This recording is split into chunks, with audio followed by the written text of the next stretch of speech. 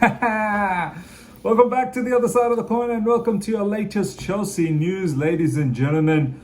Man, I'm buzzing, man. I really am. I'm buzzing. Nice bit of time off here in Boston. We're off to New Jersey for the next couple of days, and then after that, back to Boston for a night, and then off to Sydney again. It's been a fantastic few days off here, and I'm buzzing also in the sense that I feel good about Chelsea Football Club right now, man. I've been feeling good about Chelsea Football Club for a while. Yes, we went through a little bit of a blip in between with Man United, Bayern Munich, Brighton, but then now we're on a bit of a roll. Hopefully we've got Sunderland coming up. We've got to pick up a victory there, and then after that, Wolves in the Carabao Cup. Hopefully we progress there, and then you create a nice momentum moving into that fixture against Spurs, I believe. After Wolves in the Carabao Cup. Now, quite a lot of things I want to talk about. I want to talk about Liam Delap. Apparently, he could be back as quick as the match against Wolves in the Carabao Cup. I thought maybe still another 2 to 3 weeks at least. But a few days ago we heard that he's going to start training, and he's already participated, and he could be back very soon. I mean, this kid is a monster. He's a monster. So good on him, and we're going to talk about that. We'll talk about Estevan Willian, ladies and gentlemen. So much that is being talked about, so much good that is being talked about. And I want to tie that up with Enzo Fernandez, because I feel like that moment where he passed on the ball to Estevan Willian, and Estevan Willian said, I didn't even expect that Enzo Fernandez was going to do that. I wasn't thinking about taking the penalty one bit, because this is how humble Estevan Willian is. But on top of that, how humble is Enzo Fernandez as well, just providing the ball. I want to talk about that iconic moment and why I've been feeling a bit differently about Chelsea Football Club over the last 5-6 months at least now, because I feel like there's a change, there's a shift. There's definitely a shift in mentality. There's definitely a shift in maturity. So I want to talk about that. And of course, I want to talk about Guiu. Enzo Maresca has said quite a little bit of information about Guiu, and I want to talk about that. Now, start things off with them. Delap, ladies and gentlemen. Delap is going to be apparently back as quickly as the Wolves game in the Carabao Cup. So he's not available for the Sunderland game, which is fine. I think Guiu should start, and we're going to talk about Guiu down the track. Deserves to start. Great. I can't wait. I cannot wait for Liam Delap to return back to Chelsea Football Club. I think he's going to bring a lot of quality up front. We know the barnstorming runs that he can make. We know the shots that he can ping off from range. We know what a menace he can be with to the defenders. He presses well. He's physical. He's pacey. He's got power. He's got it all. So he's going to add a lot of quality to us. And I'm not worried. People are asking what's going to happen to Guiu once Liam Delap returns back. Now, you remember when Nicholas Jackson was around and everyone was like, we need another striker. Jackson, Delap, Pedro, they can rotate. Similar, and at that time I said, look, I don't think that is not plausible. What's the word that's really something that can actually happen. Possible, basically. I don't think that's possible, because both João Pedro, Liam Delap, and Nicholas Jackson, they all want to compete for the top spot, and they really want to be the number one for Chelsea Football Club. Well, the number one striker. So it's very difficult to juggle when you've got three contenders who are equally as good as each other. Obviously, I rate João Pedro the highest, and Liam Delap as well, very, very good. Not to say I don't rate Nicholas Jackson, but they're three strikers that are top of their game. Whereas Guiu, Delap, and João Pedro, we know Cole Palmer's injured. João Pedro likes to probably play as a number 10 whilst Palmer is injured, because when Palmer comes in, then João Pedro can play up front, because João Pedro needs that Cole Palmer-esque type of link up, unless Estevan Willian plays in the middle. But I feel like João Pedro, Delap, and Guiu, that's a good mix, because Guiu is a very young striker. He's okay to wait and get his minutes, and he can operate with Delap. And if Delap plays up front, which we have seen when Delap is fit, Delap does play up front and João Pedro just in behind, then that's fine. You need a backup striker in the bench, which is going to be Guiu, and you're going to have Delap and João Pedro potentially starting. If you predominantly start using João Pedro as a number 10 whilst Palmer is away, And look, we don't want to rush with Palmer, and Palmer could be away, we know, 6 weeks bare minimum, could be away more than that. Then it's good to have Mark Guiu as a backup to Liam Delap. And yeah, João Pedro can at times play as a striker as well. So I've got no qualms about this combination of João Pedro, Mark Guiu and Liam Delap, because I feel like that's a good balance. If you understand what I meant about Nicholas Jackson, Nicholas Jackson, Liam Delap and João Pedro, I feel like all of those three really are vying for the number one spot, whereas in this combination they're not. So I'm not worried about Mark Guiu. I think he's still going to get minutes. What happens to him down the track in the Chelsea future, I don't know. I like him, but we shall see. Amiga down the track is also going to be joining Chelsea Football Club, so not everyone's going to get an opportunity, right? Someone's got to make way, but we'll park that for a different conversation. But good to know that Liam Delap could be back as soon as the Wolves game in the Carabao Cup. Now I don't expect him to start, but at least he's going to be in the bench. Now, next up, Esteval Willian and that iconic moment, that iconic gesture. For me, it's iconic because it tells me there's a huge change in the squad. There's a huge change in mentality. There's a huge change in maturity. Enzo Fernandez passing the ball over to Esteval Willian. If you guys remember, not that long ago, Cole Palmer, Madueke, Nicholas Jackson were all fighting for the ball. They were all scrambling and fighting for the penalty. We all know. See, that is an infamous moment, and this is an iconic moment. There's a difference and there's a shift. So for me, look, first up, big up to Enzo Fernandez, and Enzo Maresca has said this in the press conference that the best thing he took out coming out from that match against Ajax, even though we belted them, cooked Ajax 5-1, felt like a Conference League match. Enzo Maresca said the best part about that entire match was that moment where Enzo Fernandez passed the ball over. Enzo Fernandez could have just continued scoring.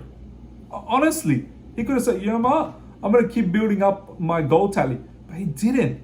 This is why I like Enzo Fernandez. I've liked him for a very, very long time, man. Very long time. I know there's been moments here and there where I've been very critical about him, but that's because of his form. But overall, I've always maintained this guy's a leader. He's been a leader, not recently, for a very, very long time. Even when he was under Graham Potter, that crazy, infamous season, right, where we finished 13th or 14th or whatever we finished, right? Even then, Enzo Fernandez looked like a leader. Last season, yes, I was critical. Not last season, Pochettino season, I was critical, but he slowly did come around. And then last season as well, he started off the season quite poorly, but then the whole debacle with his misses. After that, for some reason, he absolutely exploded, started scoring goals, assisting, defending, started to pass brilliantly from midfield. And now we're slowly starting to see that the match against Liverpool was the catalyst, and since then he's slowly returning back nicely. Obviously, he took a little bit of time off against Nottingham Forest straight after the international break. But once again, I feel like Enzo Fernandez is a key factor to this team. And going back to this situation, to Esteval, so humbling, so beautiful to see. And Esteval Willian as well, man. What a top talent. And Enzo Maresca, big up to him to manage Esteval Willian nicely. A lot of beautiful comments coming from Enzo Maresca saying, we don't have to worry too much about Esteval Willian. Esteval Willian is the type of a player that even if he scores goals or makes an assist or does something superb for the team, he doesn't lose his head. I think he's trying to have a dig at Madueke. If you remember last season, he was saying Madueke, he scores a goal.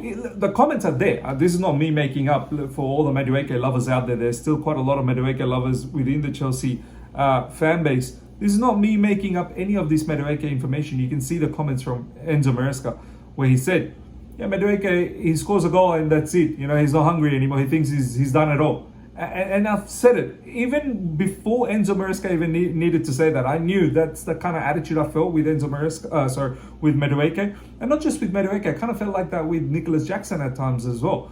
And now both of these guys are not part of this team. However, Enzo Maresca said straight away about Esteval Willian, that's not how he feels. Esteval Willian scores a goal, gets an assist, does something fantastic for the team, like a winner against Liverpool. He continues on. He carries on. He's not phased. He knows there's so much more that he needs to achieve and continue to achieve. And Enzo Maresca, he said, we don't need to worry about Esteban Willian. Fantastic.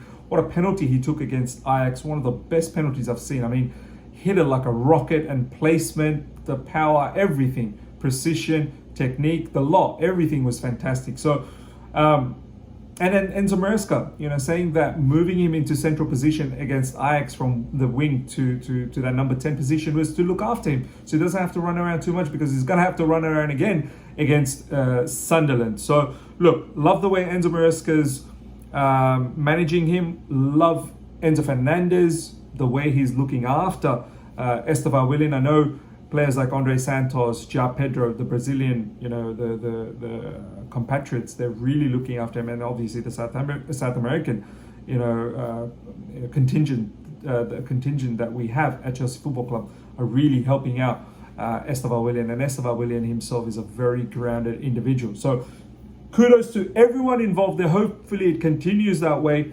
for the rest of the season and for seasons to come in the future, because I want Esteban Willian to be a big player for Chelsea Football Club. Now, Mark Guiu, last but not least. Look, Enzo Maresca has come out. We now know why Mark Guiu wasn't playing when we were all getting frustrated. Why are you using Tyreek George? You got Mark Guiu, you got a striker. I'm starting to think Tyreek George is a striker as well, to be honest. And we now know why Mark Guiu wasn't playing. He wasn't training well. Enzo Maresca has said, I didn't like anything about his training. They asked him, what didn't you like about Mark Guiu's trainings? Everything. I didn't like anything about it. And now, over the past couple of weeks, he's taken on board the advice from Enzo Maresca, and he's been training well, and now he's playing. And kudos to him for that. And I think this is a message for the entire fan base to know there's always a reason why a player isn't starting. And before criticizing the manager, and I've been wrong in doing that, because I was thinking, Maresca, utilize the entire squad. But sometimes we need to understand these managers, most of the times, there could be at times where certain managers might have a little bit of hatred towards a player, they might not use him. But in this case, this wasn't the scenario. Enzo Maresca didn't appreciate the way Mark Guiu was training, and now finally he's training the right way, as Enzo Maresca is wanting him to, and now he's starting to see the minutes. I fully expect Mark Guiu to start against Sunderland. I think he'll be a bit of a menace up front against Sunderland's defenders. João Pedro just in behind, I think gets the best out of João Pedro as well, whilst Cole Palmer is away. Well, we need to keep saying that, because a lot of people are starting to think João Pedro cannot be a striker. He can. He 100% can. We've seen it. He's linked up with Cole Palmer. Now, a lot of people will be saying, oh, Miz, how are you hanging on about one game against PSG? It wasn't just one game. We played against Fluminense as well. And it's not just about that. I watch a lot of Brighton. I've watched a lot of João Pedro at Brighton as well. He started as a striker many a times. Danny Welbeck didn't start all the game. No, he didn't. And when Danny Welbeck did, João Pedro played as a number 10. But there's been many a times where João Pedro plays as a striker and other players played in behind. So I don't want to take that away. But Mark Guiu, I'm expecting him to start against Sunderland. And I'm expecting good things from Mark Guiu. And good on him, for a kid to take on that advice from a manager like Enzo Maresca and working on it and working hard in the training, then to breaking into the first team. Absolutely good on Mark Guiu, and I love this type of attitude. Players that are capable of taking the criticism, go back to the drawing board, work on themselves, and then basically deliver the goods. So, ladies and gentlemen, this is the latest that's going around in Chelsea Football Club right now. I'm buzzing. I'm very happy. I can't wait to pick up the 3 points against Sunderland. It's not going to be easy. It's at home. But we need to show. These are the matches. We need to show who we are. You know what I mean? We cannot slip up here. If we slip up here, once again, the question mark comes back. That question mark. Are we serious? Are we serious? And I feel like we are a serious team, and we should be picking up these 3 points against Sunderland. But we'll talk about that down the track, another video. Smash up the like button if you're here for the first time. Subscribe, hit the bell notification to stay in touch with all my content. Until next time, take care. See ya. Bye.